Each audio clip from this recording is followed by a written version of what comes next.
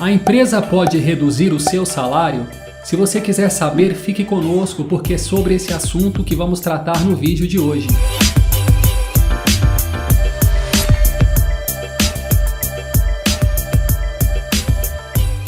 Olá, seja muito bem-vindo, bem-vinda. Eu sou Augusto, sou advogado e você está no canal Conversa Legal, o canal em que tratamos de assuntos variados, sempre analisados do ponto de vista jurídico. Porque lembre-se, quem sabe o seu direito sabe mais. E hoje vamos falar sobre salário e sobre todos os assuntos relacionados a esse tema. Mas antes de entrarmos no tema, já deixa aí o seu like da gratidão, de agradecimento, faça aí a sua inscrição caso não seja inscrito ainda, ative o sininho de notificações, compartilhe com os amigos, com alguém que gostaria de saber sobre esse tema. O artigo 7º, inciso 6 da Constituição Federal determina que o salário é irredutível, ou seja, não pode ser reduzido, salvo previsão em convenção coletiva de trabalho ou acordo coletivo de trabalho. O que seria isso? Convenção coletiva de trabalho é um acordo, uma disposição firmada entre dois sindicatos. Então, por exemplo, temos o sindicato dos patrões, o sindicato patronal e o sindicato dos empregados. E os dois sindicatos fazem um acordo que, teoricamente, poderia prever a redução salarial do empregado. E acordo coletivo seria também um sindicato negociando diretamente com uma empresa, fazendo um acordo que também poderia prever a redução salarial do empregado. Porém, na prática, eu nunca vi isso acontecer. Nós não temos ainda convenção coletiva de trabalho ou acordo coletivo que firmou a possibilidade de redução salarial. Por outro lado, o artigo 503 da CLT, Consolidação das Leis do Trabalho, prevê que é possível a redução do salário do empregado no caso de ocorrência de força maior. E aí vem a questão, o que seria essa situação de força maior que pode atingir uma empresa? Pois bem, isso é um tema muito discutível, tem muitas questões sobre isso, mas em linhas gerais, força maior é aquele acontecimento imprevisível que a empresa não deu causa e que ela não estaria preparada para aquilo, certo? Então é aquele acontecimento inevitável, inesperado, que a empresa não deu causa. Por exemplo, uma situação de guerra. Imagine uma situação de guerra em que no meio de um conflito a empresa sofreu lá um atentado, foi prejudicada e foi destruída parcialmente.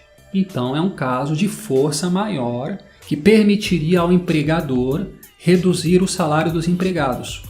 Ou imaginemos um evento da natureza, um terremoto, um deslizamento de terra que atingiu a empresa e destruiu a empresa parcialmente. É uma outra situação de força maior que permitiria a redução do salário do empregado. Atualmente nós vivemos o caso do Covid-19, que foi uma situação de força maior, por ser uma situação de calamidade pública, um problema sanitário e econômico a nível mundial que afetou todo o mundo e especialmente as empresas. Então foi uma situação de força maior que também possibilitou a ocorrência da situação da redução salarial. E nesse contexto do Covid-19, no ano passado, em 2020, o governo federal editou uma medida provisória no intuito, na tentativa de manter os postos de trabalho, na tentativa de evitar uma demissão em massa do povo. Então, o governo editou uma medida provisória autorizando as empresas a reduzir o salário dos empregados e a jornada de trabalho. Então, isso é importante deixar claro. A medida provisória autorizou a redução do salário em 25%, 50% ou 70% e, proporcionalmente, a redução da jornada de trabalho. Então, reduziu o salário, reduziu a jornada de trabalho e o governo entrou com o complemento de um benefício, que era um valor num percentual aproximado de uma parcela de seguro-desemprego.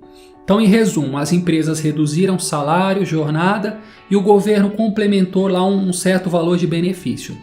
Essa medida provisória foi prorrogada várias vezes. Inicialmente ela duraria 90 dias, aí foi prorrogada por mais 120, 180 e ela está com limite de validade até 31 de dezembro desse ano de 2021. Portanto, em tese, a partir de janeiro de 2022, todas as empresas deverão retomar os pagamentos integrais de salário dos seus empregados.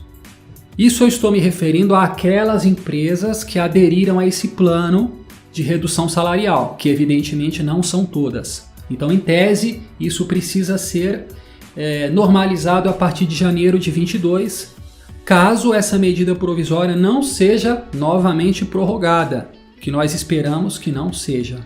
Minha opinião pessoal em relação a essa medida provisória, ela prejudicou os empregados, ela atingiu o pessoal na questão do salário, reduzindo os salários, não foi positiva nesse sentido, porém foi a única medida possível para que a gente evitasse um desemprego generalizado do pessoal.